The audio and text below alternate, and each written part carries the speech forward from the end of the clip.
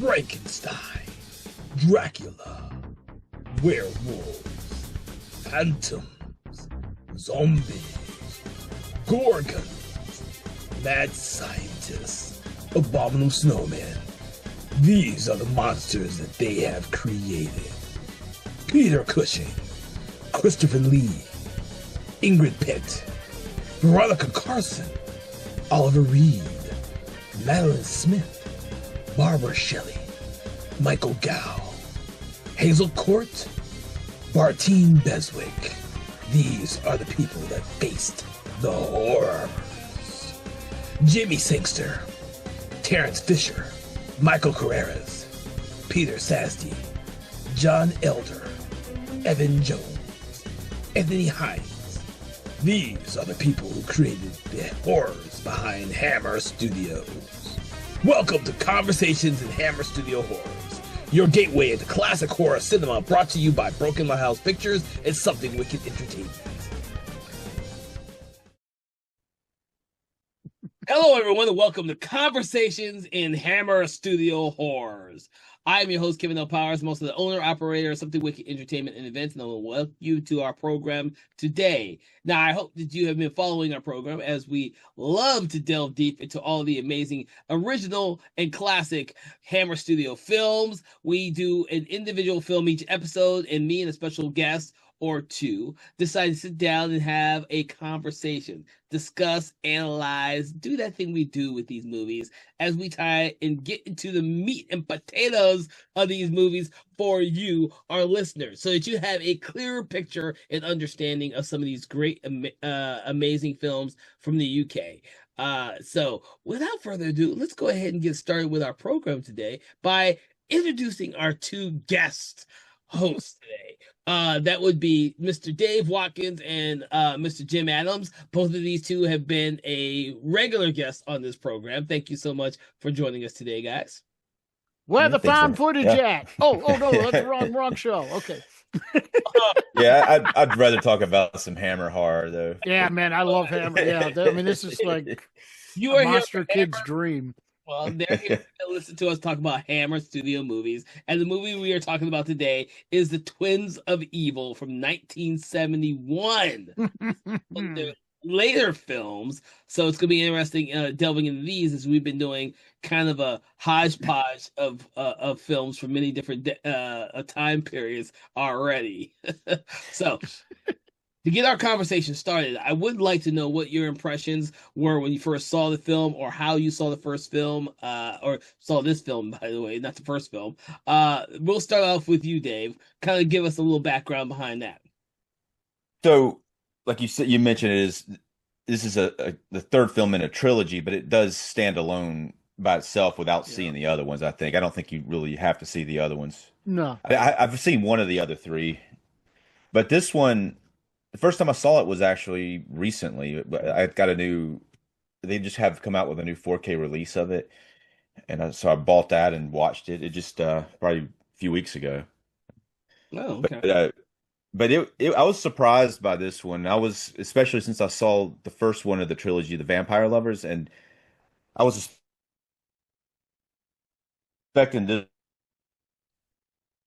one, and it has a very brief amount of lesbian stuff. Not that I wanted necessarily to see lesbian stuff. Not that I care about it, but I was thinking it would have a lot more nudity and lesbian stuff in it.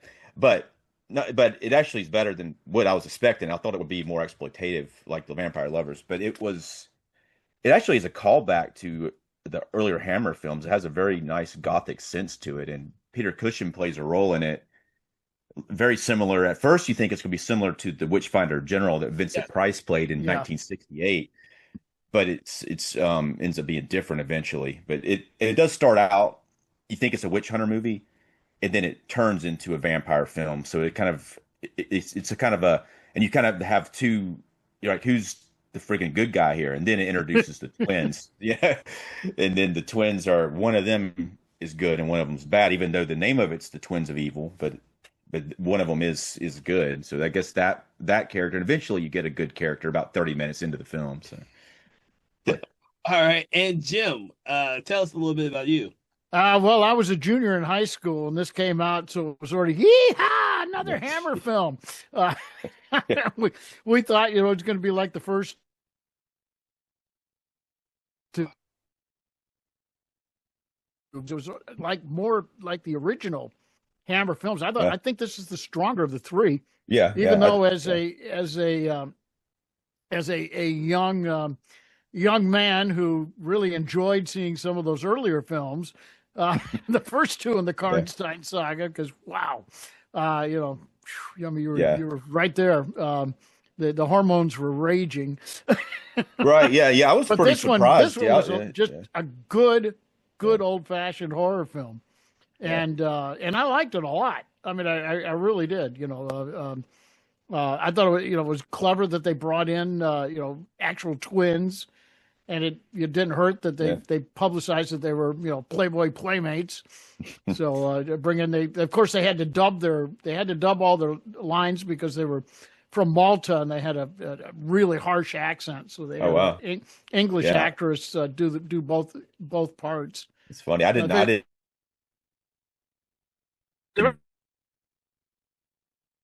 You mentioned that they're probably acting. Their acting is still there, even though their voice isn't. I mean, they still pull it off physically, and I don't mean that in a funny way.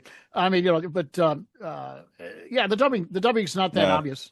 It works real well. So, but it was only one actress that did the dubbing for both girls. I figued, okay, it's twins. We can save some money. We could just have her doing both. Yeah, why not? But they did a lot of clever things in this movie. That I really some really good practical effects. It's amazing how much Hammer could do without CGI and stuff. And right, and of course their sets always look great. And it's almost like since that Hammer had been doing this for over 10 years, it was a lot more. It was a lot more like refined, I think, by this point. Oh yeah, it was very polished. Yeah, it was. Yeah. And the director is a fun director, John Huff. We sort of liked him because he didn't always do horror. He did one of my favorite sort of cult films, Dirty Mary, Crazy Larry. Right. Yeah. Which was a great chase movie. Peter Fonda in that. Peter Fonda, and Susan George.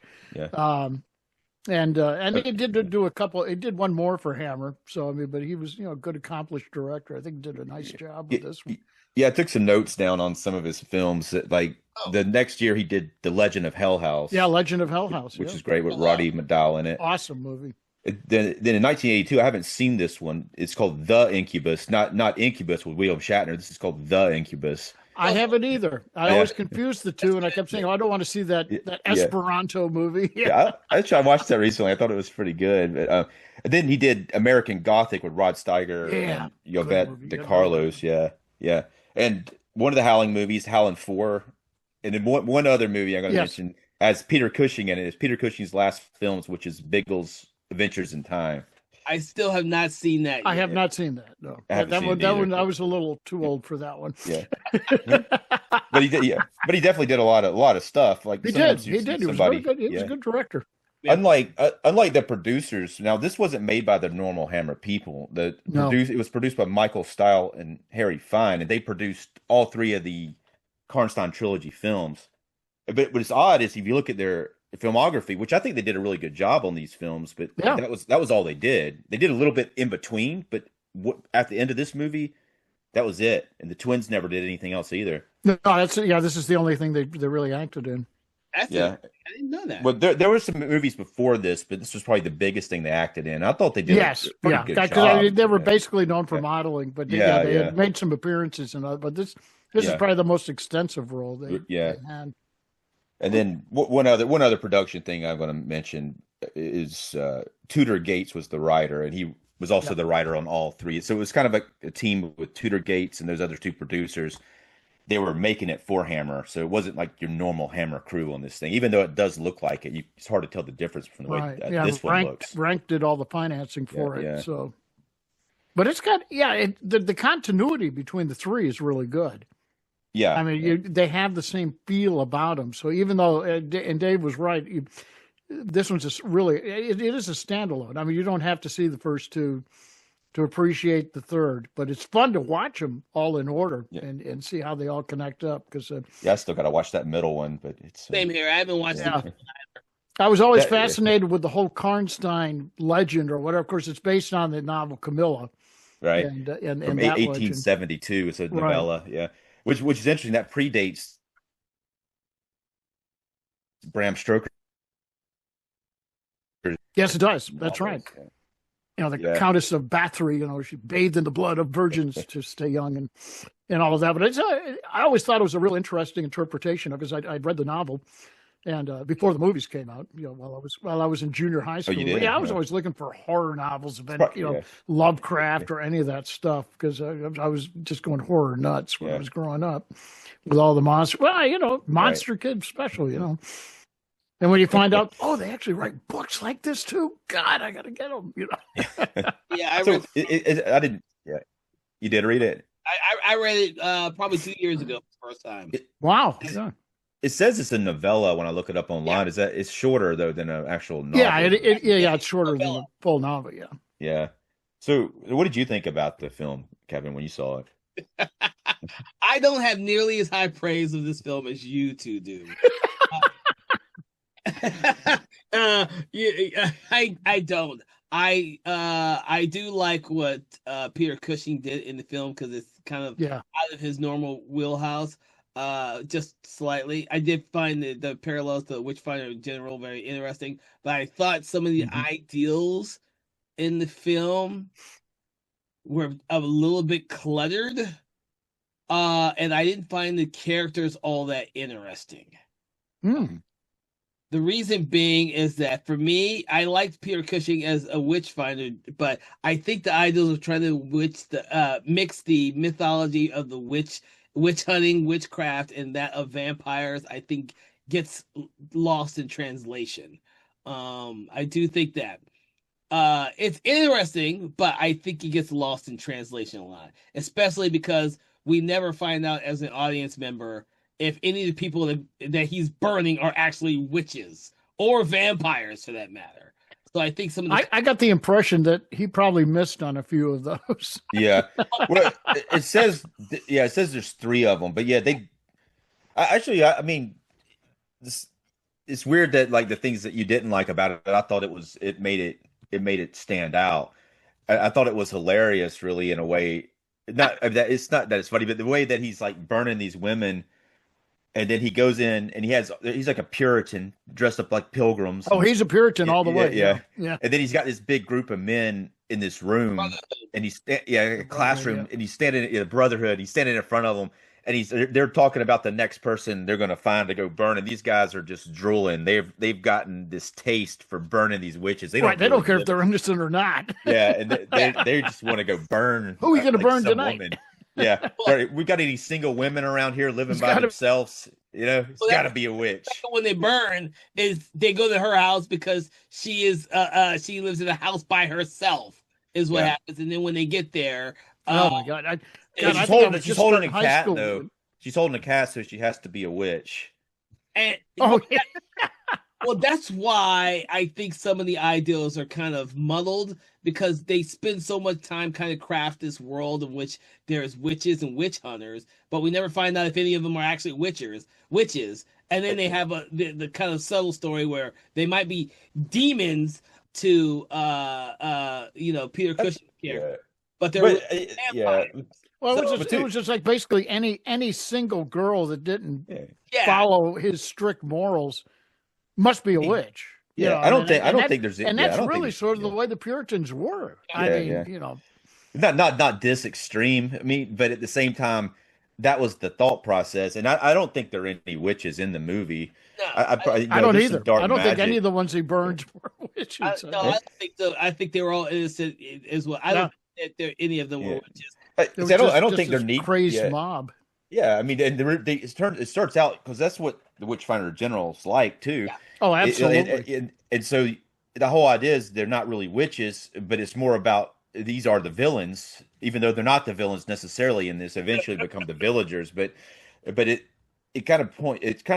took this from the Witchfinder General. Their idea was let's take the Witchfinder General idea and kind of flip it, and it kind of which makes it which makes it interesting because they took an idea and then they made it different a little bit.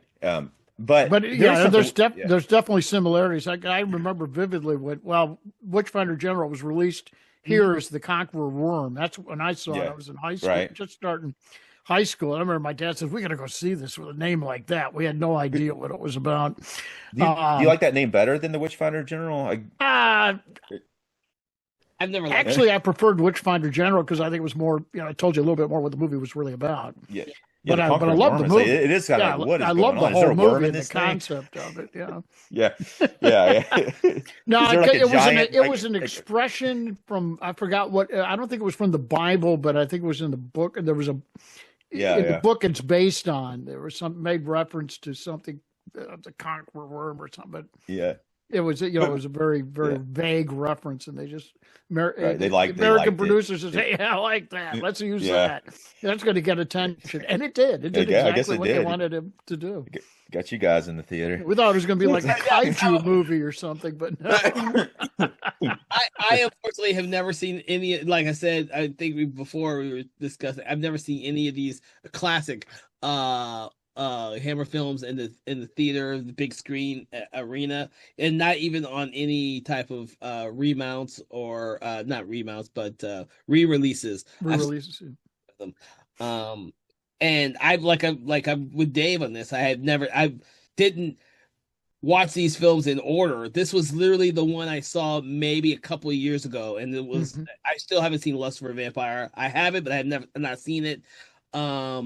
I think that's the one that's probably the most well known. Vampire Lovers.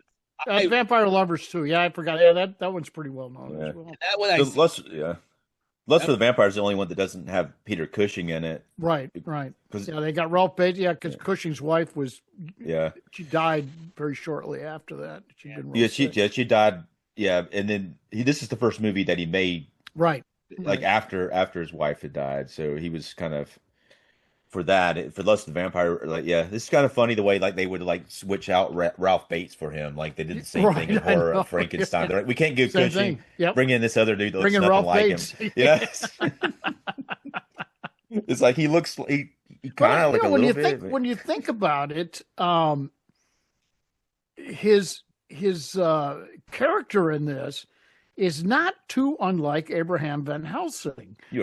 Except it's like Abraham Van Helsing on steroids. I mean, he's he means well. He's trying to protect people from evil and all that. But man, he's like Van Helsing, like way up here on a 10. Yeah, but wow. I don't think Van Helsing would systematically just burn people he has not proved. No, that's what I'm saying. That's why this guy is. But there's that that thing about trying to save the world from evil type part of it. Yeah, this movie is hard to tell when it takes place. And there's at one point the Camilla characters died in 1557, but it takes place maybe sometime in the 1600s or 1700s. I'm thinking of the 1600s. Yeah. I was thinking, because it was like 1574 was her death date or whatever, the one that gets resurrected in this. Right, but so it was in the. It's it's hard to say 17th century or whatever. So and so they're able to, according to the movie, I don't know how realistic this is, but we could do some, suspension of belief here. According to the movie, they can kill these women because they're kind of peasants, and nobody is going to question these Puritans about it unless they kill the wrong person. Yeah. So it's almost like they can get away with it, and especially Peter Cushing's character. The way he acts later in the film thinks he's doing the right thing. These other guys are some of them are just loving the shit. No, they just like the violence. Yeah. But go ahead, Dave. Yeah. The way that he, was it the Gustav Weil that Puritan that Cushing plays. Once he finds out that he made a mistake, he changes his attitude and he kind of defers to the other character, the main hero character for the last part of the film. Yeah. So that makes you realize that he thought he was doing right. He didn't have a bloodlust like some he of the did. other guys. Nobody stopped. Yeah. Nobody ever questioned him, and anyone who questioned him, they'd say, "Ah, it must be a witch," So, You couldn't win. I mean, Yeah. it's not unlike some third world countries, with Yeah. an evil dictator Right. that he's got the little sycophants around him, and you don't question, what he says. You just Count go Karsten with it. does the very first time that we see. Oh, Karstein does, yeah, because he's and what I love is the political connections in this, because he's got it in with the with the with the the governor emperor or whatever. Yeah, because he calls him the emperor. Oh, the emperor. That's it. Yeah, I knew it was. And it was like, we can't touch him because I think buddies with him. the crazy thing about that part, and that was one of the parts that really gets you, because up until that point, you're seeing these Brotherhood characters as being the villains, and suddenly somebody challenges them in a hilarious way, and he mocks them, and he gets Peter Cushing's character so upset he goes ahead and kills. He's almost about to shoot him anyway, but it makes you think that the Karnstein character is your hero, but he turns out to be the main villain. Yeah, really. But it's a cool like switch though, like that, because at that point you're still like, because this is such a later Gothic horror and they've been doing this for a while, you're expecting it to go a certain way, and it's definitely not going the way that you're expecting it to go, and you're like, all right, where is it going? Like, are they ever going to introduce any true hero characters, or is it all going to be shitheads? Yeah. So, and it's ironic that here all we see is these women getting burned as witches, and the only witchcraft that's going on is up in the Karnstein castle, and that's how he raises his sister from the dead. And right, what's hilarious? She just happens to be a vampire now, and then she bites him to turn him into one too. Yeah, but before that, though, it's hilarious because he's in there and they're doing this dark magic ceremony thing. Yeah. And then he's just bored. He's like, what is this? He's like, we got a lame peasant girl. They're pouring pig's blood on her. This is not the real devil, Right. And Dennis Price plays the guy who's helping him, Dietrich. He's bringing the women in there. And I recognize him from, you ever seen Kind Hearts and Cornets? Oh, absolutely. Kind Hearts and Cornets. Yeah, absolutely. Yeah. So he's in a few Hammer films, but he was also in that. He's the main character in that film. But he was in pretty bad health when he did this one. He that's why he's not in it for very long. He gets kind of high billing too. The guy that played Anton said that he was real ill when they. Oh, was he? Yeah. That he does look. Did he pass away near this, or what? Did he pretty close. Yeah, pretty cool. He was sort of on the tail end of his career at this point. That's too bad. He's a good actor. He was a good actor. He was a really good actor. Yeah. And it was like I was expecting him to be in it more because I think he's like second build in sometimes when you see the credits. I was. I mean they build him high because he was probably one of the more well-known actors in this, other than Cushing. Yeah. Right. But it's but one thing that in the movie that's weird, and this is I don't know if maybe you can explain this or maybe there's no explanation, but before Count Karnstein becomes a vampire, there are other people getting killed by a vampire, drained of blood. So I don't know who kills those other people, and there's never any explanation. I think the implication is that his sister was probably a vampire that was destroyed. That's why it took when he resurrected her or whatever with this black magic service, she just picked up where she left off. But because you really don't know how she, because the first time I saw it, I was like, wait a minute, how'd she become a vampire? And it was like, okay, she must have been one. Maybe that was. But she was young when she died. But she was dead, and they resurrect her. But before they resurrect her, people were already dying from vampire wounds in the film. Yeah, there was something going on. Yeah, I don't know. They never explained that. That may be the tie-in with with the first two. Yeah, with the Karnsteins. Yeah, I don't. But this one is a prequel to the other ones. It takes place before. That's true. You're right. It's supposed to take place before the first two. You're right. Oh, I did not know that. Oh, I would not. Yeah, right. It's the first one of all of them. So I mean, as far as chronological, it was released the last, but the prequel first. Yeah, right. Dave, you shed the light on one of the problems I had with the film after I rewatched it now. Is the fact that there's that one murder that we definitely see, the one guy that they come across who has the vampire bites, but we've not seen the very first vampire yet. I'm like, okay, there's more other story elements in here that are either been cut out or from somewhere else, and it just didn't make any sense to me. Yeah, that right away though. I mean, it's possible that that one girl that they burn maybe is a vampire because they find the guy with the marks, and then they find another girl out in the middle of the night Walk. walking down this trail with a That's basket, true. That's and then true. they Yeah. burn her. But maybe she's a vampire, but it doesn't say that in the film. But that's the only thing I can think to satisfy my mind at this No, point. you're right. One of them could have been the. Yeah, I But didn't even think about that. but you burn it. I mean, does burning a vampire kill them? I'm not sure because it never says that you can burn a well, vampire and kill them in the film. they did say in the movie that they who was it, Anton, who was supposed to, he knew a lot about the legends Yeah, and the yeah, folklore and yeah. stuff, and he confronted Gustav by saying burning's not going to do any good. You've got to do the stake in Yeah. the heart or decapitate them.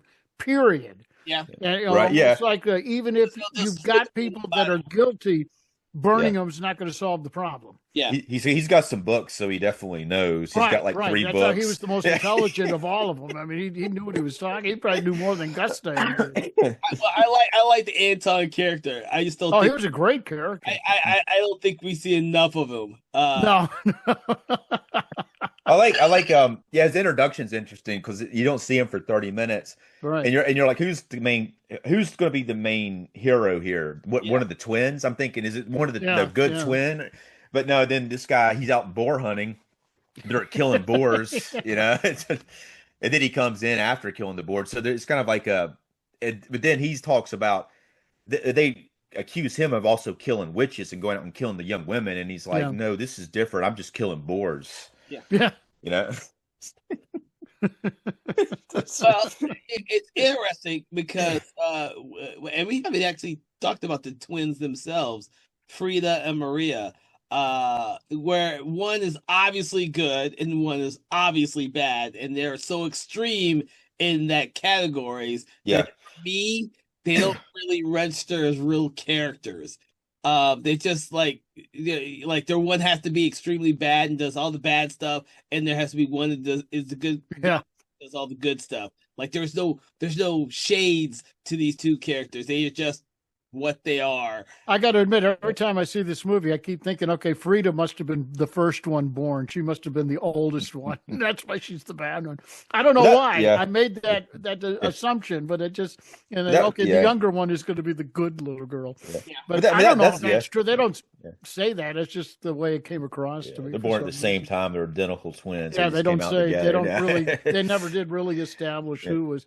But I guess it was because Frida was always the one who took charge. She played like the older sister or whatever. Yeah, she probably was born. Maria first. was a little more demure or whatever, just a little more. Yeah, that's something that even though it is odd that they're so dramatically different. It was something that too I was not expecting. I was expecting there to be a little bit of layers to them, other than, and I kept expecting the bad one to suddenly realize that that's probably not best what she's doing, but then she just continues down the bad path. Yeah, she actually becomes a vampire. She falls into the temptation. I mean, she just can't get away from it. And you would think there would be, it's so bad actually that this connection between twins you think would be there, that she's willing to switch places with the other twin at one point. So the other twins, she's going to be executed. And they switch. She's willing. She's okay having her sister take her place. She has no qualms about that. Well, I think by that she's far gone. She's totally gone at that point. I mean, there's, she has totally gone down that dark path. I mean, you do see sometimes there's a connection between them. Oh, like like something happens to one of them, then the other one feels it. Oh, well, that's sort of a thing with twins. I mean, there's a lot of anecdotal stories that suggest that they have that psychic connection with one another.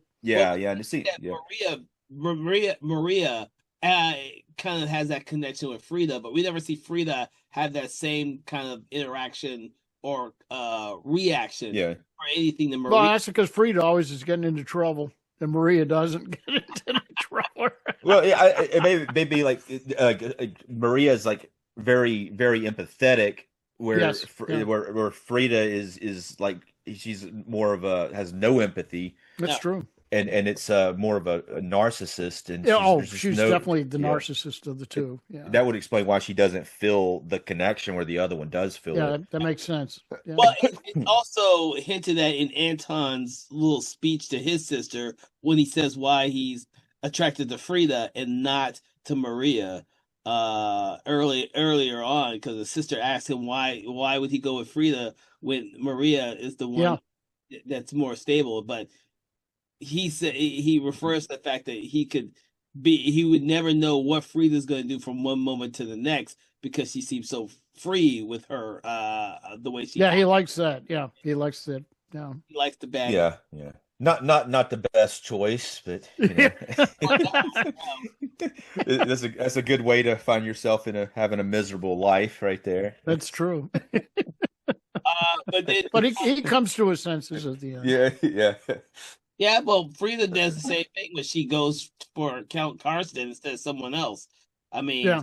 easily could have probably gone after Anton and had Anton, but she gets mesmerized by the first time they see the Castle Karsten on their way Absolutely. to the new home.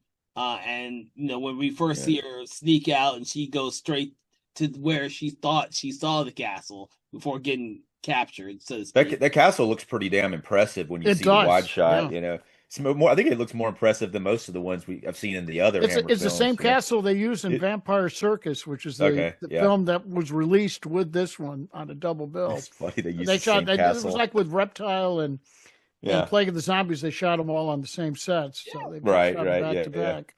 Yeah, A it's good. lot of the cast you see in this is in the other one too. It's all Yeah, good. and Which I think Vampire Circus is another real underrated film. I love that movie. Yeah, that's good. That's good. yeah. I still haven't seen that one yet, but it Gotta looks see really that, Dave. appealing. It's Yeah. well worth the watch. I was kind of waiting for a 4K release because I know I'm going to buy that Blu-ray, and the second I do, here comes the 4K like a month Probably, later. yeah, that's the way it always works. Well, I don't own this one or Vampire Circus. I really loved Vampire Circus, Yeah. so I really do need to get that one. But this one, I always because for me, it was it was both the ideals were very simple.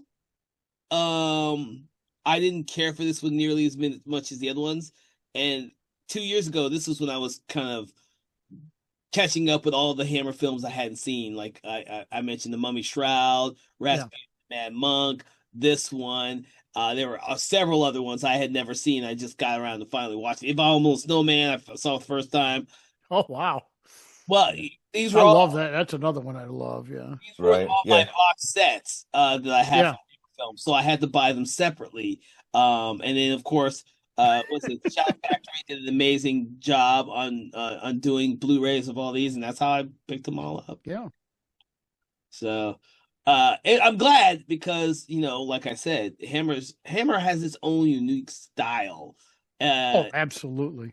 And even now, 30, Yeah. 40, Yeah. 50 years ago, Jesus, it's been that fucking long. Holy shit, Yep. 71. God, more than 50 years ago, the style for these movies is still unparalleled to other studios. Yeah. It's hard to believe this film is 55 years old. I just thought about that. Yeah. Dude, Well, 55 years old. real quick about that on this movie when it came out, it was kind of like seeming a little bit behind the times because of the way that they pull back on the sexual stuff. Yeah. Even though Yeah. They did made some major cuts.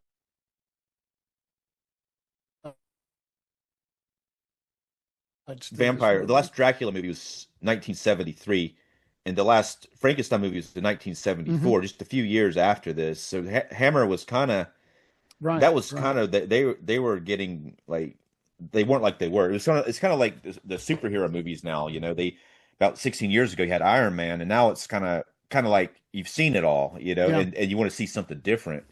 Yeah. Yeah, Hammer was getting long in the tooth at this point. I mean, it was starting. Like the Dream Team they had all through the '60s and stuff had faded away, or a lot of people died off or whatever. Right. And it was different. I mean, a lot of us, the movies that came out in the 70s, it was like, man, they're different. I mean, but they're still good, but they're different. not the same. They're just not quite the same. Yeah.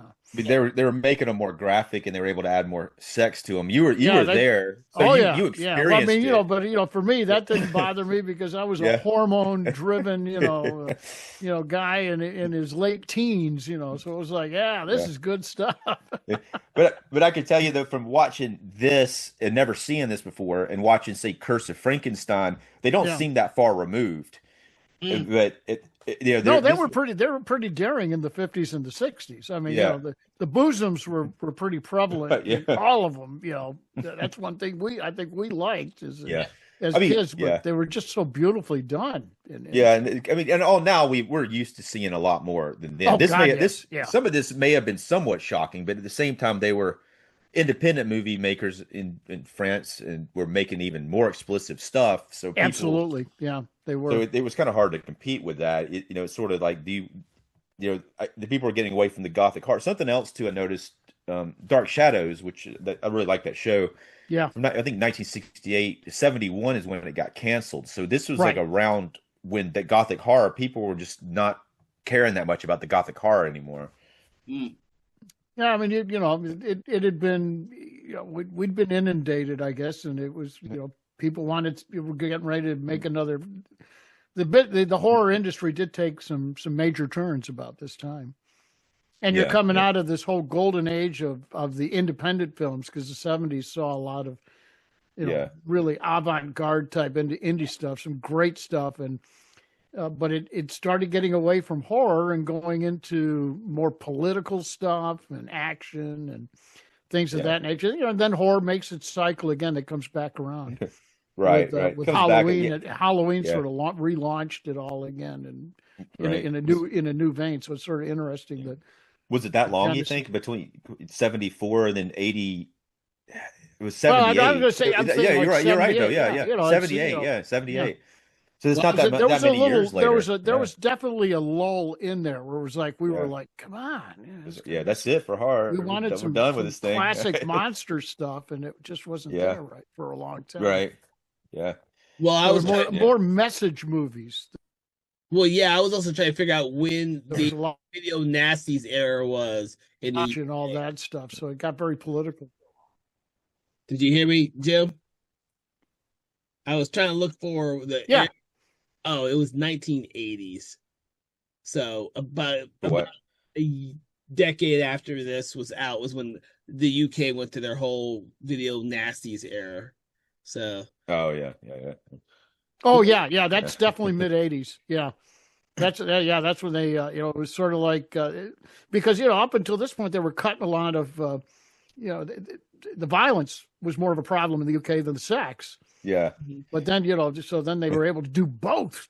Yeah. in the middle 80s, and it was like, wow. Yeah. The video nasties. Yeah. And then right around the time that, the VHS tapes and home video started really getting big.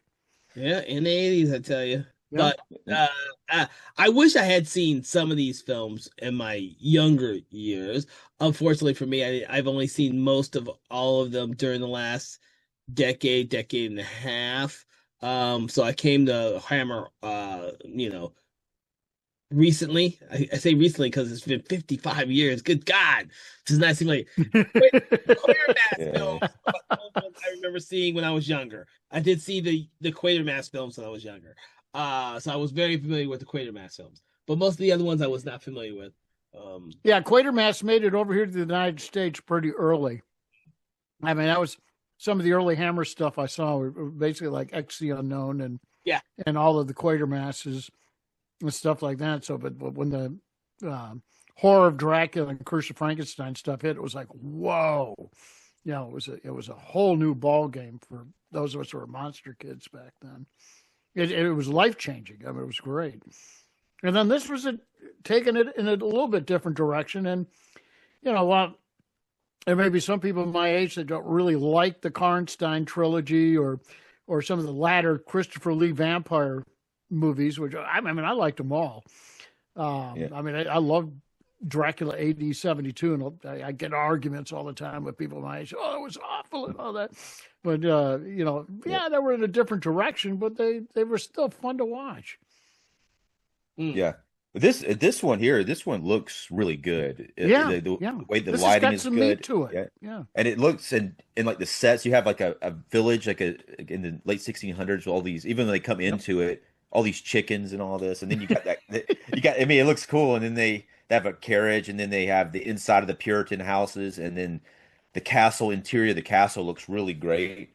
And the way that it's lit it's like stronger than some of the Hammer films from earlier Hammer films as far as the shots and the way that it looks.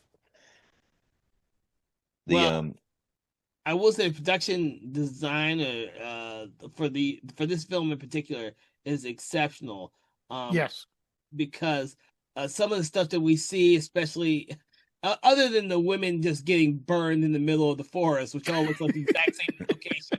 Like, we couldn't find another location where to burn these people, so we go to the exact same one. They have one stake though. They're not gonna have to. They have to make another one. Yeah, they always burn them in the same place. Yeah, just bring them back there. It becomes a little comical like after a few times, and when they find the one and it's just like burning, and then it like goes to the next scene. It's actually kind of funny in a way. Well, it's funny, but it's not funny. It's a darkly hilarious to me. Very, very dark. The first two are killed in the early part of the film, and it's like probably 20 minutes apart, maybe. Yeah, maybe. Like, wow, these are really crammed together. Before Well, they're out. Who are we going to burn this week? Yeah, but they actually go to find. It's funny how they go to find that one girl, and then the Count Karstein like runs them off, and then they go and find somebody. They're like, all right, hell with it. We can go find somebody else, Well, and they run off, and then he just wants her. John wants her so he can sacrifice her later. So. Yeah. That's when they come across that dude with the fang marks, and then you see the girl walking. Once it gets into the dark magic of this, and then we switch from all that to the Karnstein, it has Camilla. Where's her name? Actually, she has an acronym for Miracala. Miracala, yeah. He brings her back, and she bites him and turns him into a vampire. And the vampire rules are a little different in this one, and they're different in the vampire. Lovers too, because they can go out during the day. Right. That's really the biggest difference, I think. But but they don't have reflections, and they can die from having a stake. I'm glad you brought that up. They did the coolest thing on their spec.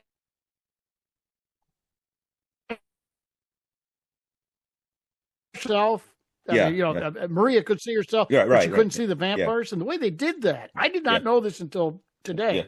I finally found something that talked about it. That it was just basically a hole in the wall.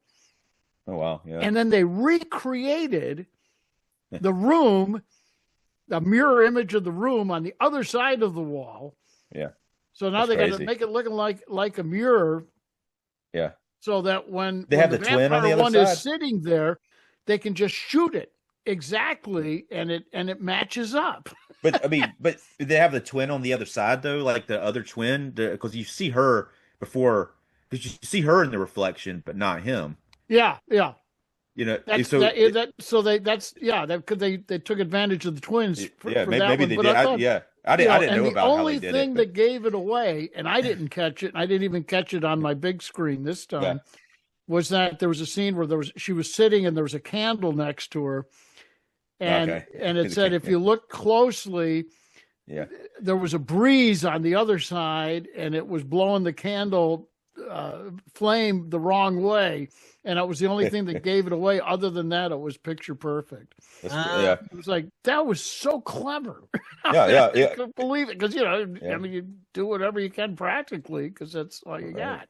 Well, that's the thing. They did film is that the practical everything's, because we obviously they didn't have CGI, but no, and Hammer they would come up with the most ingenious ways to do things. Yeah, that and their I guess their matte paintings for their backgrounds are. Oh, the matte paintings were always standing. They've stood the test of time. Absolutely. Now, and they look freaking amazing. They did, yeah. even though I'm on the other fence with this film with you guys, than you guys with how much you guys love this film, I still think the movie looks amazing, and some of the production values that they do is timeless. It's stuff that will rival some of the films that we see today. Yeah. And I've seen this movie 3 or 4 times now. Wow, have I seen that many? I think I have seen it. I'm a Peter Cushing fan, so I tend to watch his movies. Absolutely. Yeah, I love his performance in this. Yeah. I have out of all the people in the Hammer studio films, I've seen most of his films the most. I was the same way with Cushing. I can watch Cushing in anything. Watch him. I just throw him in. It doesn't matter. Yeah. He's always good. I haven't seen Lust for a Vampire yet because he's not in it. No, Right. but Yeah. it's a fun movie. Yeah. I got to admit, all 3 of them were fun. I mean, I'm not a big fan of the Karnstein trilogy, but it was like, but they were fun to watch. They're entertaining as hell. Well, this one's entertaining. It is. It is. They all are. As high regards like you two, but it's entertaining, and I do like. And it's just intriguing to me that they felt the need for a prequel after doing the first 2. It was almost like, I wonder if people would have felt differently about the trilogy if they had done them in order.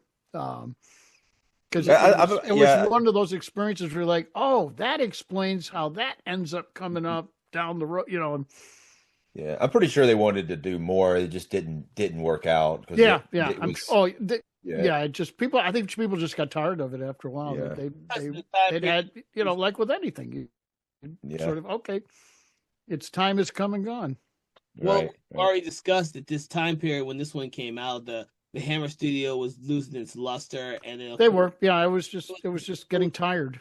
70s, dude. The writing wasn't quite as good, and they, it was a new group of guys, producers and directors and stuff that were coming in, and it's always going to be, to fill the shoes of the guys that were there before. It's hard to do.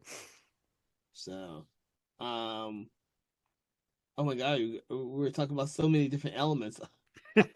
Well, I guess going forward with the story, I guess we get into the second half and the later part of the film where we fight. It's a pretty cool, like Freda gets turned into the vampire, and then she goes out and they have the brief, almost this is the closest thing to have to a lesbian scene. There's this one girl, the girl from earlier in the movie, who's with Karnstein when the count, I keep calling him the count, but when Gustav Weil goes to Peter Cushing's character goes to try to burn her, and then Karnstein's there, but that same girl, they decide to play with her, which it gets a little provocative. All of a sudden, they have her chained up, and she comes over. And it looks like there's about to be some lesbian action going on. Instead, she just goes ahead and I guess just bites her or something like that. But, except she doesn't bite her in the neck. No. It becomes it's almost her in like the breast. Yeah. It's like that's right. what brings. Well, sexual element. She kisses her on the side of the head, but it seemed like maybe the twin. Right. The twin actress, or even maybe the director didn't want to do it, but it did seem like maybe the actress herself was not interested in doing a lesbian scene, but looked like they were trying to go in that direction briefly. Huh. Some of that they were getting into problems with the censors. They needed them to cut. They had to tone down the lesbian element that was in the first 2. Yeah. And they said, okay, we're going to pull back on this a little bit. Do we know if that was before they started filming or after? After. I think they probably did do some scenes that were racy that just never made it. Yeah. There's one scene near the end when the Freda comes back in acting like she's Maria, and she opens up her nightgown and you see her pretty good. That's really like the biggest nudity scene in that is film. That's the most risque scene they've got in the whole movie.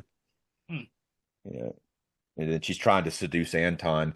But Anton, from the first time you see him, it's said that he can tell the twins apart. It's kind of contrived audio, dialogue from these girls in the classroom, because he's the choir master of the school, of the really small school. It's like one room, I think. But it's the private. Well, that's the way it was back then. but there's all this talk about him being able to recognize the twins separately, but he doesn't recognize afraid of not being Maria when she takes off her clothes and starts coming That's on true. to him.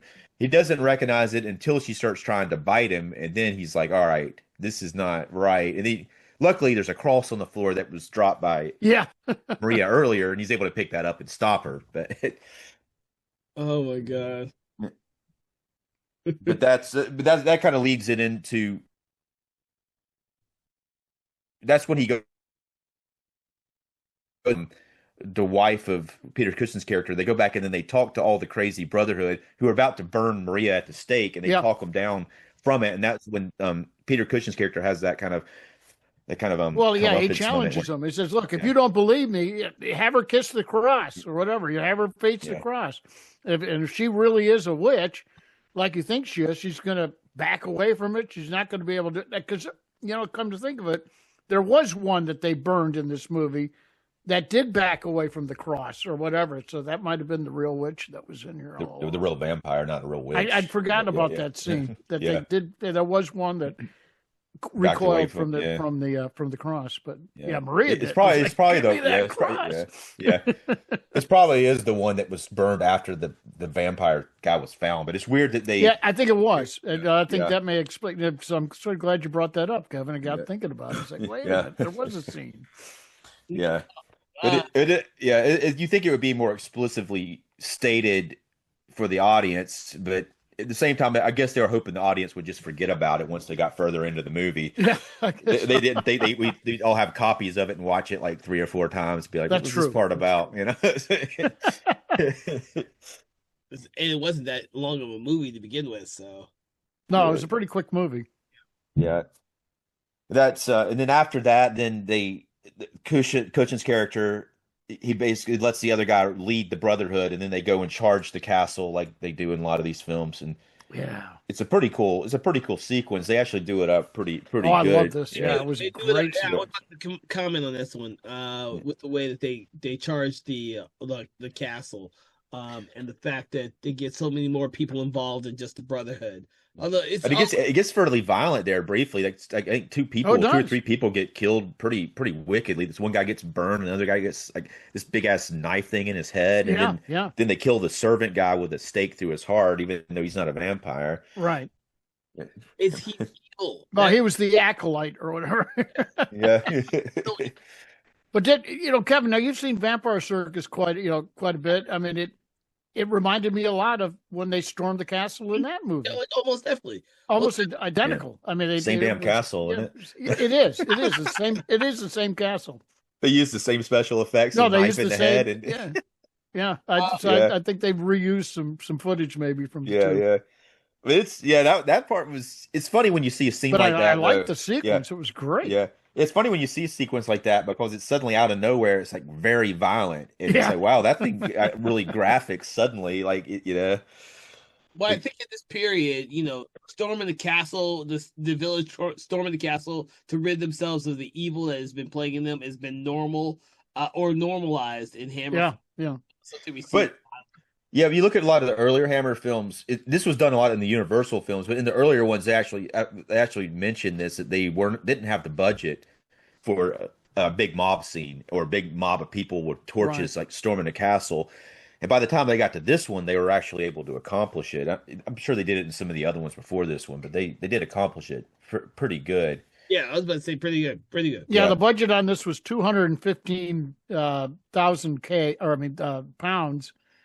I'm not sure what that translates into, but I think a lot of the reason they were able to do some stuff like that too is because it was produced by independent producers, not the Hammer producers, so they were able to maybe like get around some union stuff in some instances. Probably so, yeah. Yeah, so they were able to. That was probably some penny pinching stuff. It was, too, some of the other guys was making some of the other ones were really penny pinching. They're like, okay, we can't afford that many extras, so we're not doing that mob scene. You can imply there's a mob coming, but there's not going to be a mob. Yeah. But but then after that though, it was a really shocking scene I thought that it's unexpected. Like the Freda twin, her and Karnstein are trying to get away from this mob, and they go down this corridor. They come out the back, some passage. And she walks out, and then there's Peter Cushing's character with that big ass sword thing and Hello. just chops her damn head off. Yeah. It's like, wow, you just killed one of the two twins. You're at that point. I was Yeah, it's thinking, truly, it's like, yeah, I did yeah, not see that coming. uh, And neither uh, did they. yeah, But I do like how Peter Cushing's character to kind of does his resolution with this, with his step niece Yes. living yeah. with, which is he puts the actor chopping her head off. He puts it in the water and kind of purifies the water, kind of saves Yes. Right. It's Exactly. very interesting. Yeah. That's one of the few moments in the films where we can actually sympathize with his character, because he's been kind of ferocious most of the damn movie. Well, I mean, he was dedicated to his religion, and so he never lost that. I mean, he was consistent, but yeah, he was a little misguided. Right. It's a good word. Misguided. Yeah.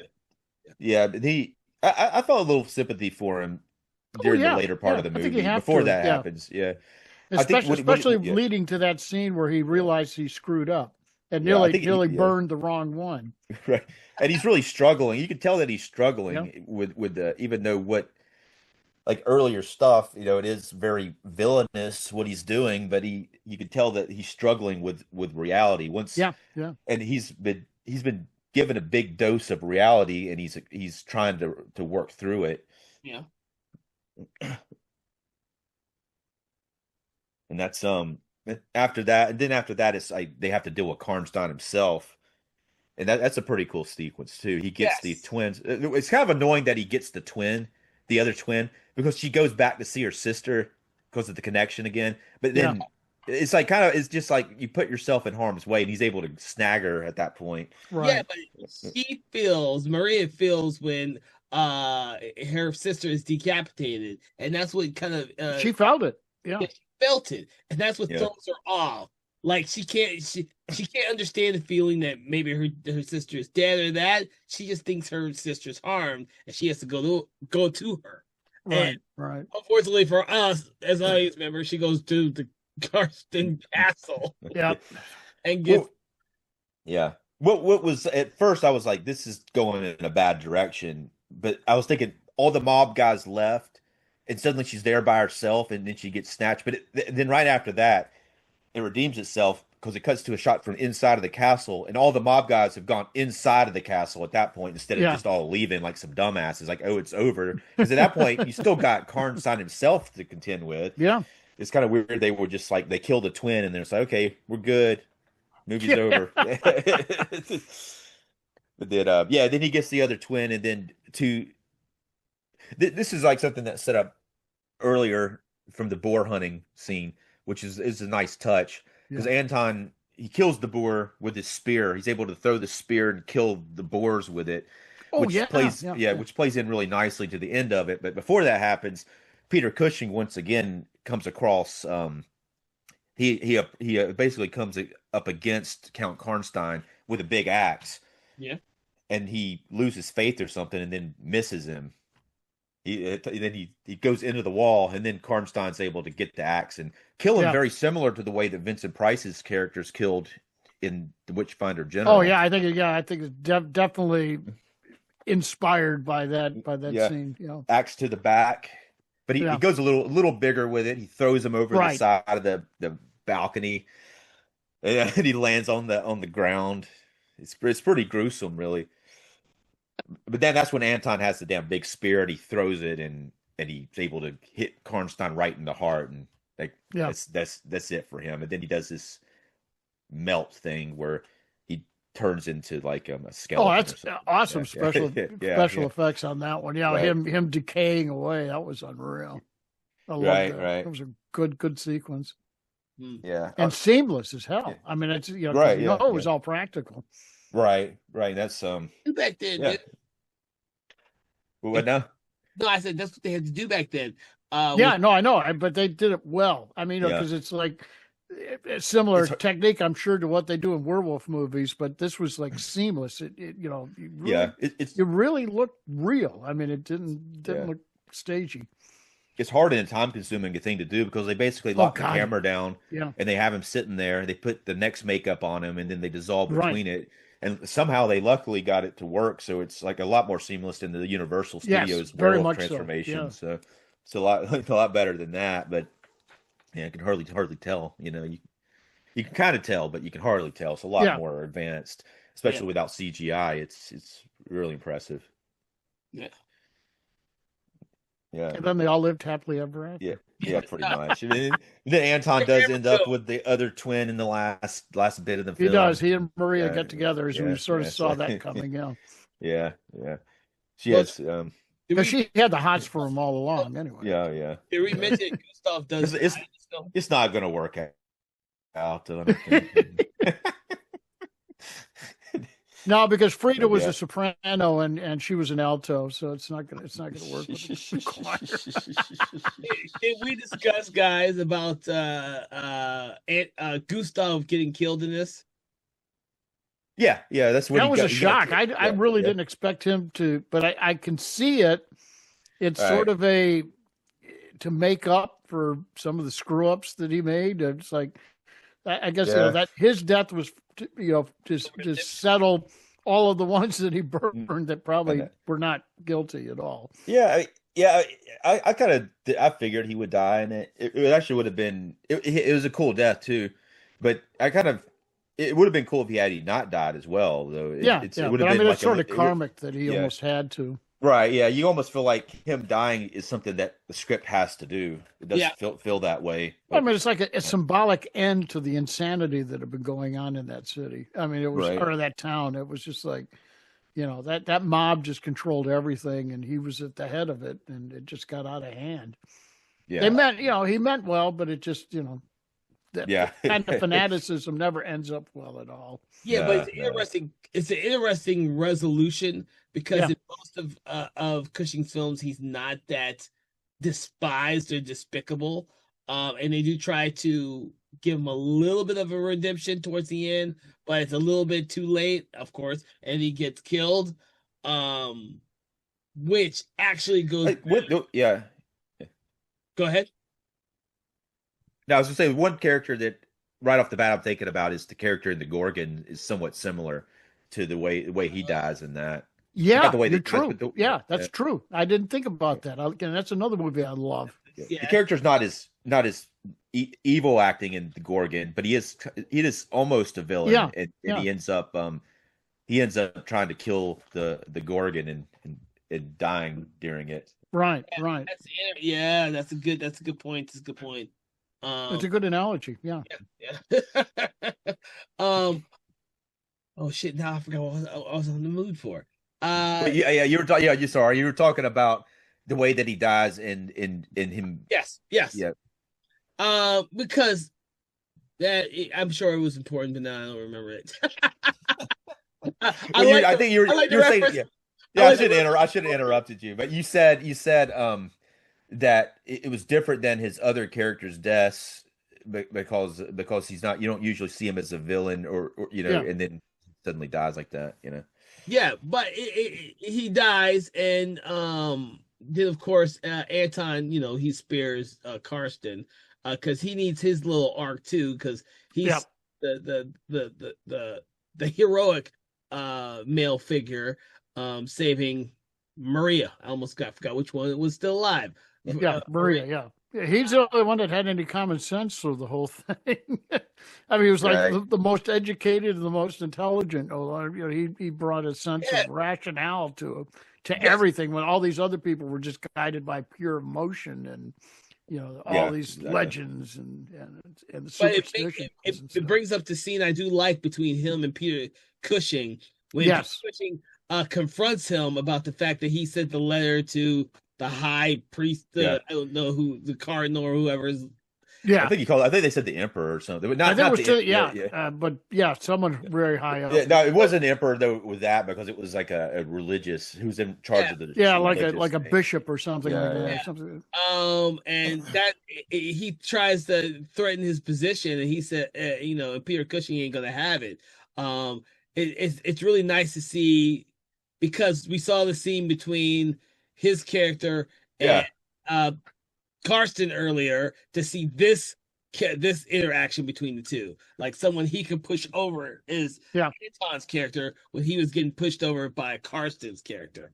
Those type of scenes like that. I find very I find very. And yeah, right. No, it's a great scene, and it's very dangerous that the Anton guy like sent that letter with this guy who's just randomly killing people and Yeah, accusing them of being that's witches. right. So it's quite a dangerous thing to do, and also he probably could like do something. He even kind of threatens him, and he threatens his sister. So it's at that point, but he doesn't do it.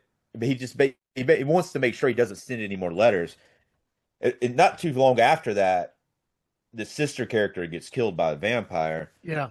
Which is which which I didn't even notice that happened the first time watching it. Like, the second time I know they brought a body in there. I didn't even realize it was his sister. Oh yeah, his sister was one of the victims. Yeah. He sends his sister away to another town, and I guess when she's going there, she gets attacked. Yeah, she never makes it out. Yeah.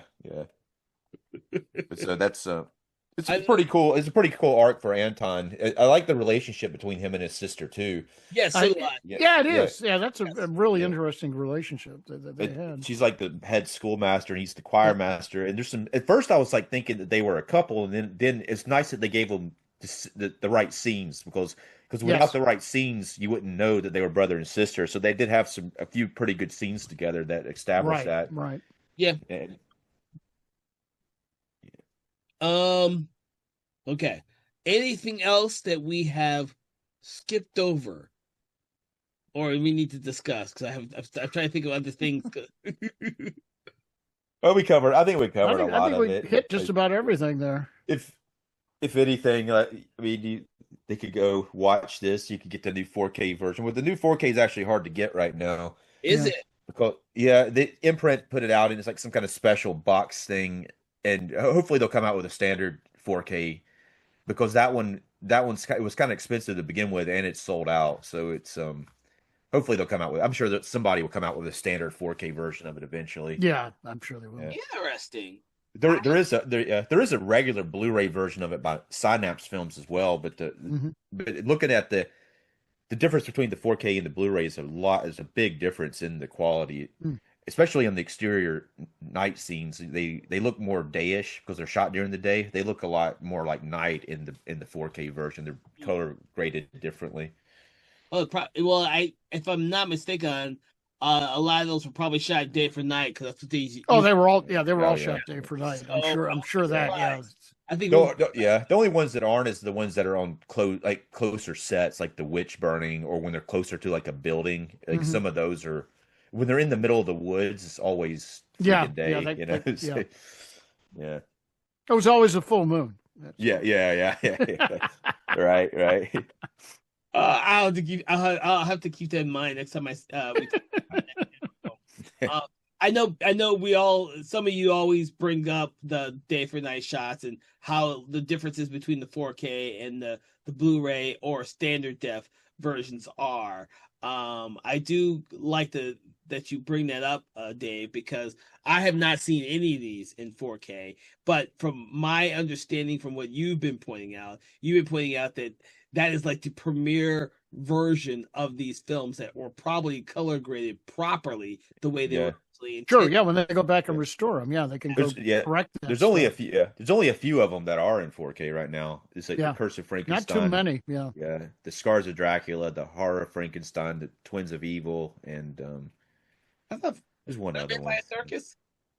I don't think so. I don't think that's on 4K yet. Yeah. They got a Blu-ray version of it that I hadn't seen that one, but I think you can get Blu-rays of everything. Yeah, you're right. Yeah. There's another movie that's got a similar title to Vampire Circus, but it's that was released in 4K. It's I know the one you're talking. And I can't think of the name of it because I used to always confuse the two. Yeah, I thought it was Vampire Circus when they announced that, and I was like, that's cool. And then I started looking at that. It has It's the one with Anton dripping. I think. Yeah. And you're right. I did a show on it for my podcast several years ago. I can't think of the name. Like the Circus of Horrors. That's like that. He's a plastic surgeon who changes his appearance to. Oh God! That guy and uses those people to experiment on or whatever. Right. That one does have a 4K release. That's not that Hammer, one does. That one is out in 4K. Yeah, I don't think that's Hammer. Something else, but. No, it wasn't a Hammer film. It was a French film. I have that on Blu-ray. I'm not. I think it's Circus of Horrors. Yeah, you're right. That is the name of it. That's definitely it. But I used to always confuse it with Vampire Circus. Growing up, I mean, it was like, but I'm a big Anton Driffing fan too. And I was like, oh yeah, wait a minute, that's another one. Yeah, okay. Well, there was that other. Yeah. Death. They did release that. Yeah. They got a 4K of that one. I've got it. Right. What's the one? Yeah. The Man Who Could Cheat Death.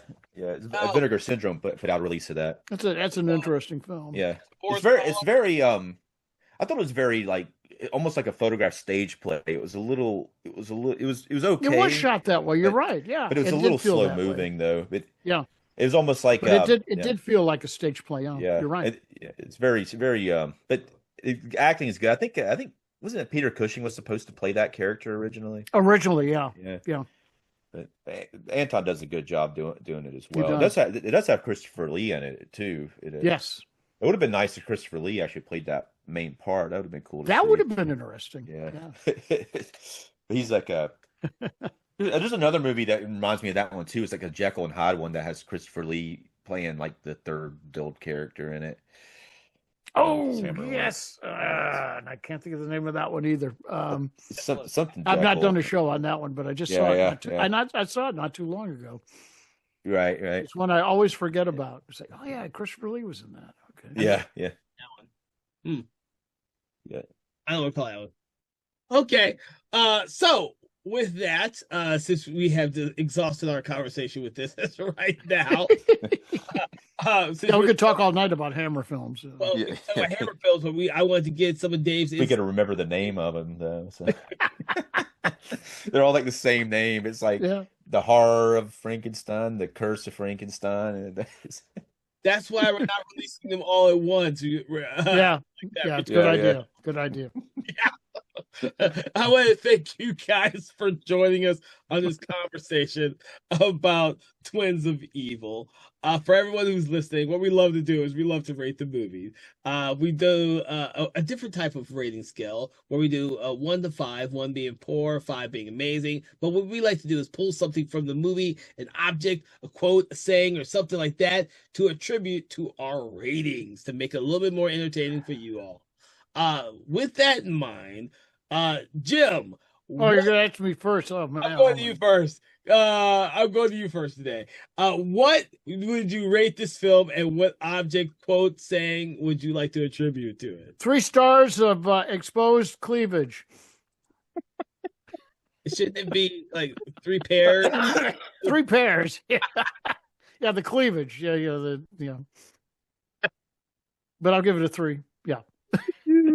I was going to say, I wanted to think of something a little more clever, but it's like, oh, crap, he asked me first. I don't have time to think about all you could think of was cleavage. All I could think of was cleavage on this one, because if I think Karnstein, I think cleavage. Yeah. Because they were all notorious for that. What about you, Dave? So, since you gave me a minute to think about it, I came up with something a little more than cleavage. I'm going to do this. That was my first pick, but since Jim took it, I'm gonna use the burning stake for the witch is burning on. So I'm gonna give it 4 burning witch stakes. Oh man, I was gonna do that. So now I got. See, he says that all the time. That's why I hate. Now you got it. He always asks me first. He goes, "Oh man, that was gonna be mine." I have to be third. I gotta let you guys go first. Well, I would have been fine going third because I was like, I forgot all about trying to find an idol myself. Me too. Yeah, that's why I just said. And I was like, I'm glad he picked Jim first. So yeah, you know where my mind is. I'm the only single guy here. That's of course I'm going for the cleavage here. Well, I'm gonna go with. I don't have a really good one for this one now. So y'all stole mine. So stole all the good ones. 3 sets of identical twins to fuck up all the men in the village. All right. See, if I'd had time to think about it, I probably would have said 3-bit breasts. That would have been my choice because when I saw this movie for the first time, and I was with a bunch of guys, and we saw it on a rebroadcast or whatever, and she bites her in the breast. It was like, oh my god. That is cool that they did that. They didn't go for the neck. Oh my god. That's great. Hopefully, she didn't have implants. It kind of looked a little bit. What would it have been if it had been a man that she was attacking? Oh God, Yes. horror! Think about that. Horror. All right, guys. For everyone here who has been listening to us, we hope that you have enjoyed our conversation. We have. I don't know about you, but that's okay. That's why people listen to us anyways, is because they enjoy listening to us rant, rave, and just frolic with the films that we watch. We do hope that you've enjoyed this program. Please make sure to check out other episodes of our podcast. You can always check it out on your favorite podcast app, Spotify, or YouTube. We also have another podcast, Conversations in Horror, which is our original podcast, which is released every Wednesday. Please remember that this podcast is released every first and third Friday of the month, unless, of course, there's a fifth Friday. Then we add an episode for that for your special enjoyment. From all of us here at Something Wicked Entertainment and Conversations in Hammer Studio Horrors, we want you to have a pleasant day, and we can't wait to, scare up some more horror for you. Have a good day. Conversations in Hammer Studio Horrors is a Broken Lighthouse Pictures and Something Wicked Entertainment podcast. It is hosted by Kevin L. Powers, original music provided by Dusty Ellison, produced and directed by Kevin L. Powers. Our executive producer is Kelly A. Inoka. This podcast is produced in Gwinnett County, Georgia. Conversations in Hammer Studio Horrors is part of the Conversations in Horror podcast franchise and is copyright 2025 Broken Lighthouse Pictures. No part of this program can be used without express permission from Broken Lighthouse Pictures.